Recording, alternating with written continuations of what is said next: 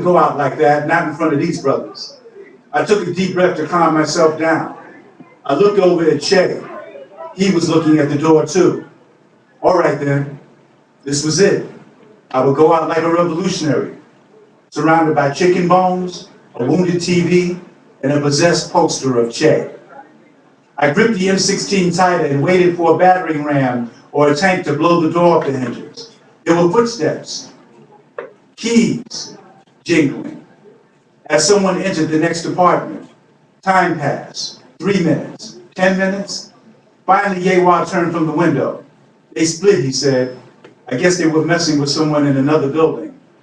We tried to act cocky as we put the apartment back together, but I wondered if everyone was secretly glad as I was that we didn't have to shoot it out. Yewa came over and patted me on the back. You move like you were ready, young brother, he said, smiling. You got a lot of heart. I beamed for a moment. Then I pulled my revolutionary composure together. Thank you, brother, I replied, trying to drop my adolescent voice an octave. But I did feel good inside. I had been near battle, and I had made a good impression on a Panther officer, the crazy nigga Yewa. His hand on my shoulder was like the wing of an eagle about to guide his favorite offspring into flight. Yewa invited me to sit for some more wine and store-bought apple pie. I nodded my thanks, but instead reached for my coat, saying I had to check on Noonie, my adopted grandmother. The truth was, I was dangerously close to pushing my 8 o'clock curfew. It was, after all, a school night.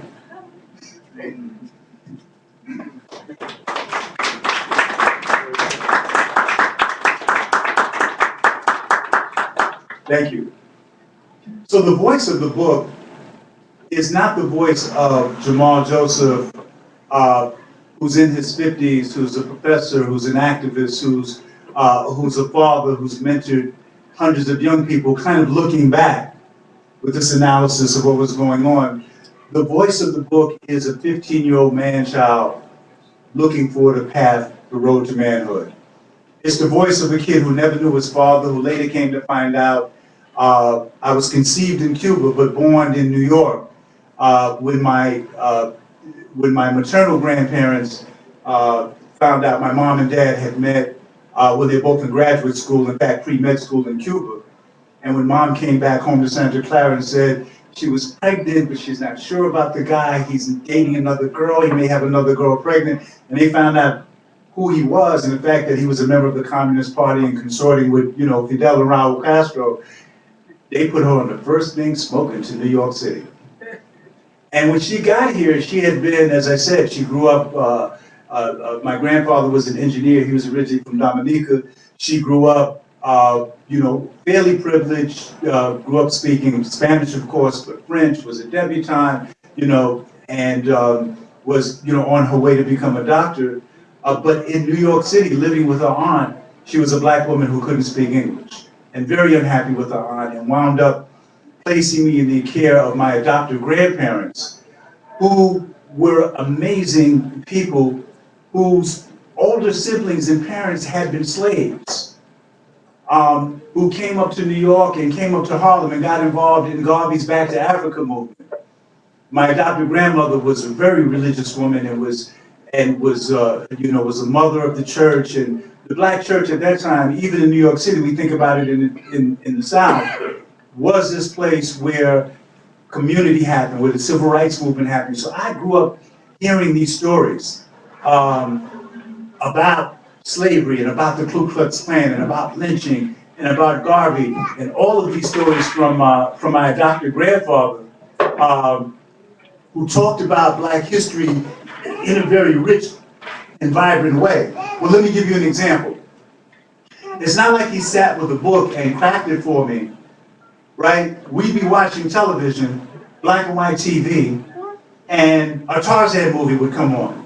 You know the old Tarzan movies where Johnny Weissmuller is kind of, swinging through the jungle and doing his Tarzan yell, and then Johnny Weissmuller would, Tarzan would land.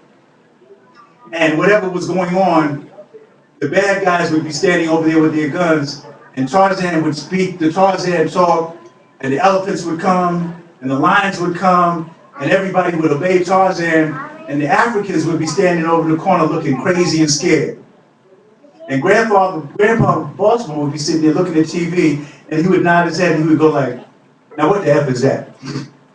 No, seriously, what the F is that? He said, you tell me how in the hell this little cracker baby can fall out the damn plane. He speak lion, tiger, every damn thing. The Africans look like they crazy. Change the damn channel. So I would get up and kind of obediently change the channel. And then there would be like a news program on.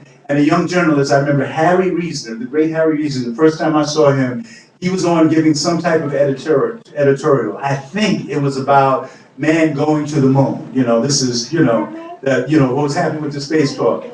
Harry used to talk for about 3 minutes, and Grandpa looked at him and he says, "You was a lion, onion head, frying pan face, lion, MF and cracker. Change the damn channel." Anyway, that was his perspective. He could give the dozens like anyone else. So when I talked about that, and when we talk about, the stories in the book and the humor of the book, it's capturing the spirit of what was going on in the black community, because in the black community, no matter how we're struggling, no matter how poor we are, no matter how we're coming down, there's music, there's light, there's laughter, there's crazy things that goes on, there's that humor. That's the perspective of the book, the perspective of this man-child, because not knowing my real dad, my real mother passing when I was very, very young, Grandpa passing when I'm 13 years old, being an honor student, but hanging out on the streets and looking at these images of the guys hanging out on the street, wondering, is this how you become a man? What should I do? What's that path to manhood? So making A's, or as in New York City public schools, making 95s and 100s in class, but always being in the principal office for fighting. Because you always wanted to prove yourself. You didn't want to be a punk. You didn't want to be a chump. You didn't want to be that nerd. Well, I was involved in the NAACP Youth Council. And because of my grandparents and because of the church, really knew what was going on with the civil rights movement and with Dr. King, and with the NAACP and the Southern Christian Leadership Council. And then Dr. King is killed. And I tell the story about going down and participating on the fringes of the riots, and then, almost getting shot and almost getting arrested and escaping because of some brothers that were standing there that kind of stood between me and the police.